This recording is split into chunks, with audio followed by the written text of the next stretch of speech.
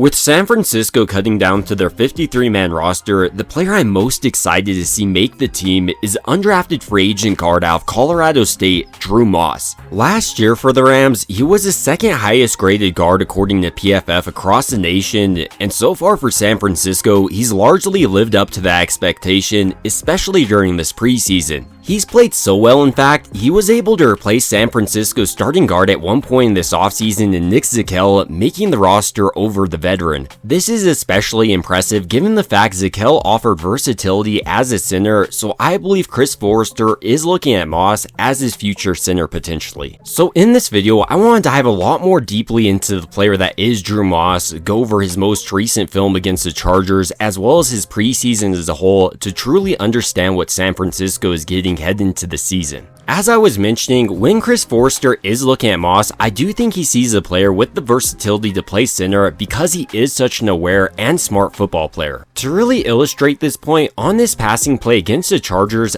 this play is primarily designed to confuse Moss. First, they're faking the blitz from 58 as well as 94 before dropping both of them off in coverage. Then the defensive end on this play is attacking the gap that's supposed to be left by 94 because of how hard he attacks it, and then you also have the cornerback sit on the blitz to attack the tackle. Despite all this trickery though, Moss looks like a seasoned veteran. First, he punches 94, then sees him dropping off into coverage, so he senses something is up, picks up the defensive end on this play, which gives Bradley enough time to get this ball off, and who knows, if Moss was a guard a couple of years back in the Super Bowl, San Francisco might have won that one. Directly tied to Moss's football IQ and awareness is his ability to handle stunts. Here on this play, for instance, 98 and 57 are trying to stunt on Moss. Rather than overcommitting one direction though, Moss does a nice job of kick sliding back to his set point, keeping a wide base, and then attacking 98.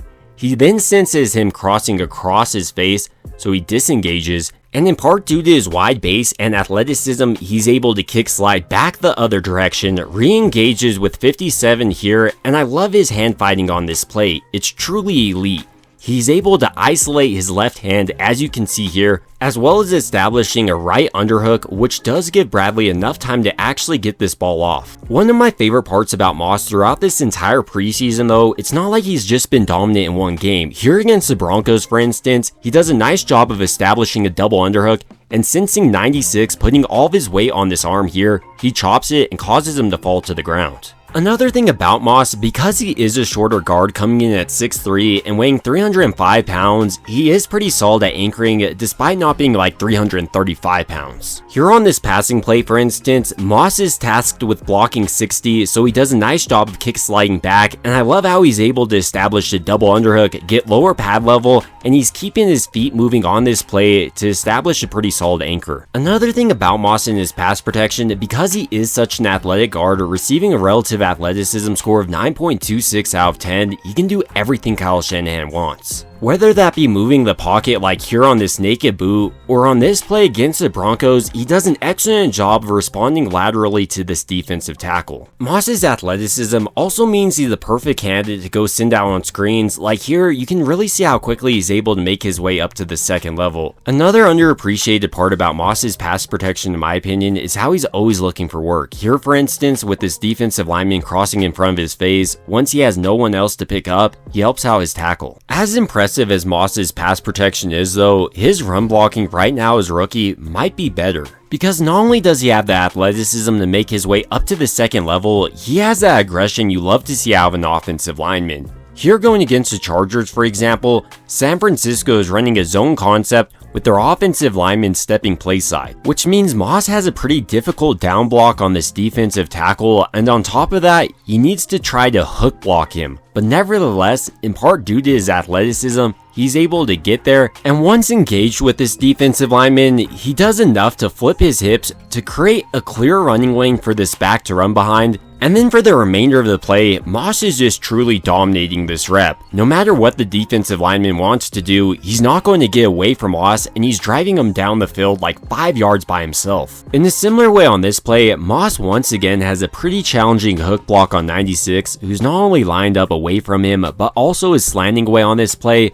But once again, because Moss is such a freak athlete, he's able to get there, get in front of 96, and starts to flip his hips. I mean, he has excellent footwork on this play, and even does enough to create a clear running lane.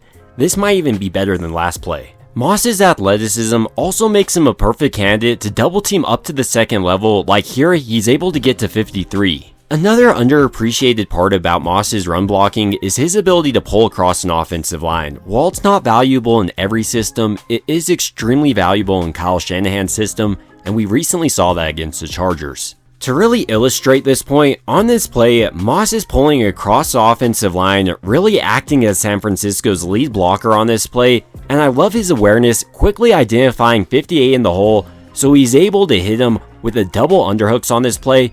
And like we've seen in the past, once he is able to execute this, it's not going to be possible for you really to get away at this point. He's just such a strong player and an aggressive run blocker at that. In a similar way on this play, Moss once again is tasked with pulling across his offensive line, but this time he has to block this defensive end. And here, I love how there's no hesitation for Moss. Sometimes you hear me talk about aggression when talking about a defensive player, but here as an offensive lineman, Moss shows ideal aggression. The final part of Moss's run blocking I want to touch on before moving on to his weaknesses is how great he's able to drive people down the field and across the field. Here on Jeff Wilson's touchdown, for instance, first he drives 60 out of the play, and then seeing the defensive end still potentially in this play, he drives him out as well. Directly tied to his ability to drive people down the field is his aggression he shows off towards the end of his blocks. Here, for instance, he's double teaming 54, and then with 54 losing, he decides that's not enough and drives him into the ground for the pancake. Even with all these positives to Moss's game though, there are some clear weaknesses, and that's why he was an undrafted free agent, with the most notable, probably in my opinion, just being his lack of size. Not only is he a little bit underweight, coming in at 305 pounds, he also has pretty short arms, which may lead to him getting grabby in pass protection, and he may even hold making his way up to the second level. On top of that, if a defensive tackle or defensive end is able to lock out their arms and they are longer, that will be a nightmare in pass protection, especially in his anchoring.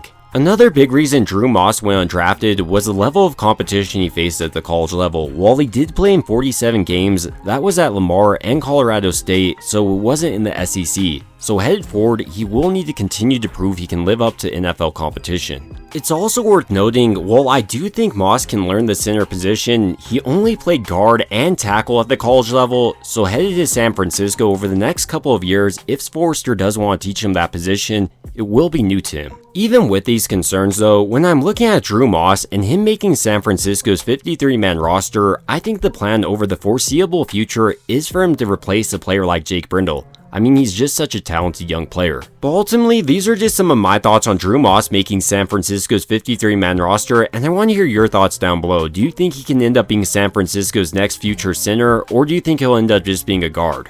It would also mean a ton to me if you did enjoy this video, if you could go ahead and like and subscribe. It truly helps out the channel a ton, and as always, I hope you guys have a great rest of your day.